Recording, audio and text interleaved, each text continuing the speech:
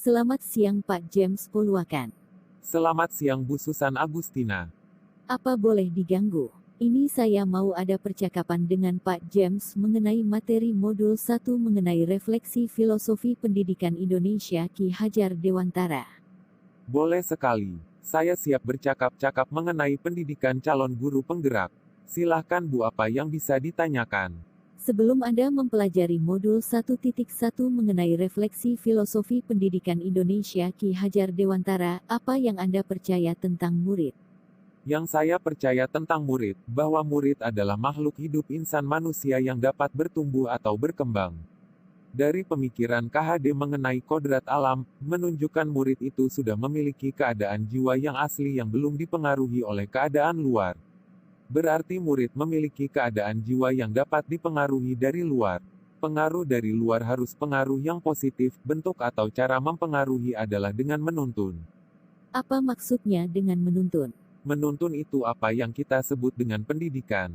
Meskipun pendidikan itu hanya tuntunan saja di dalam hidup tumbuhnya anak-anak, tetapi perlu juga pendidikan itu berhubungan dengan kodrat keadaan dan keadaannya setiap anak.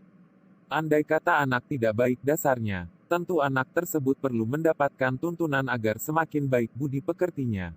Anak yang dasar jiwanya tidak baik dan juga tidak mendapat tuntunan pendidikan, tentu akan mudah menjadi orang jahat.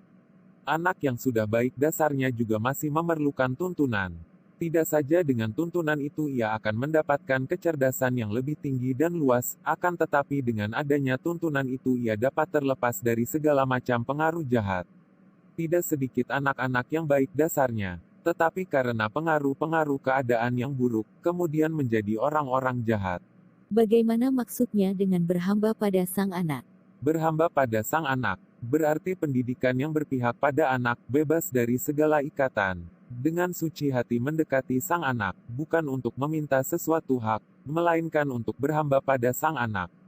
Seperti orang tua, ayah dan ibu. Dengan anak mereka, pendidikan harus terletak di dalam pangkuan ayah ibunya karena hanya dua orang inilah yang dapat berhamba pada sang anak. Dengan semurni-murninya dan seikhlas-ikhlasnya. Sebab cinta kasihnya kepada anak-anaknya boleh dibilang cinta kasih tak terbatas. Mungkin secara spesifik maksud berhamba pada anak yang bagaimana? Sebagai orang tua ketika anak masih bayi diberi ASI diberi imunisasi, menuntun untuk belajar berjalan berbicara, memperhatikan makan dan minum si anak, memberi pakaian, memberi perlindungan, mengajar si anak hal-hal yang baik, memberi perlindungan, mencari nafkah untuk keluarga untuk anak-anak, dan seterusnya. Pokoknya melayani dan memenuhi kebutuhan anak dalam mencapai keselamatan dan kebahagiaan. Anda seorang guru, perannya dalam berhamba pada anak seperti apa? Sebagai guru, kita harus mendidik anak tentang sikap atau karakternya untuk memiliki budi pekerti, kita harus mengajar dengan memberikan ilmu pengetahuan, dan kita harus melatih anak untuk memiliki kecakapan hidup, memiliki keterampilan. Pada prinsipnya berhamba pada anak berarti melayani segala kebutuhan pendidikan dan pengajaran bagi si anak, dan menuntun si anak pada pertumbuhan dan perkembangan dalam pencapaian keselamatan dan kebahagiaan.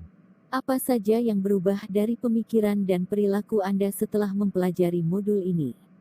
Yang berubah adalah, dulu pemikiran saya tidak memikirkan pendidikan itu berpusat pada anak, tapi sekarang sudah memikirkan bahwa pendidikan harus berpusat pada anak. Dengan pemikiran-pemikiran KHD seperti 1.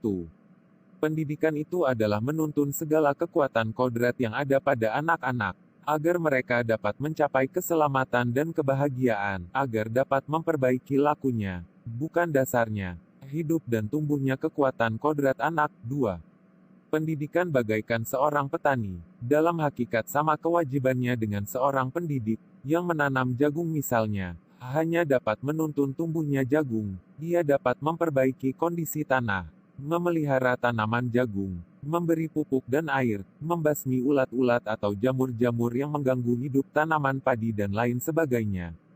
3. Pendidikan yang berpusat pada anak, bebas dari segala ikatan, dengan suci hati mendekati sang anak, bukan untuk meminta sesuatu hak, melainkan untuk berhamba pada sang anak, dengan semurni-murninya dan seikhlas-ikhlasnya.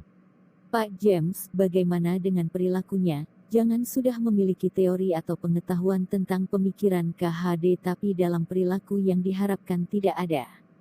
Bu Susan, tentu bukan hanya teori, harus ada prakteknya. Jelas perilaku saya sudah sangat dipengaruhi oleh pemikiran-pemikiran KHD. Perilaku saya yang berubah adalah 1. Sikap terhadap murid yang selama ini cuek apabila murid tidak hadir dengan berbagai alasan. Sekarang mulai mencari tahu informasi-informasi mengapa anak tidak hadir, dan selanjutnya memberikan solusi agar dapat hadir di kelas dan belajar. 2. Sikap terhadap pembelajaran, yang selama ini masuk kelas mengambil daftar hadir dan memberikan materi dan tugas rumah, selesai. Tapi sekarang pembelajaran di kelas atau kegiatan belajar mengajar dari menit ke menit sangat berarti dalam menuntun murid dari tidak tahu menjadi tahu, membimbing sampai murid itu bisa mengerti atau bisa mengerjakan tugasnya.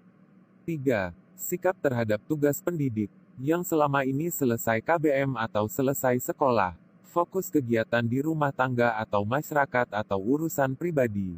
Tapi sekarang selesai KBM atau selesai sekolah masih harus berpikir bagaimana cara yang efektif dalam pembelajaran, solusi dari masalah yang dialami murid, program-program apa saja yang kegiatan sekolah berbasis dan berpusat pada anak.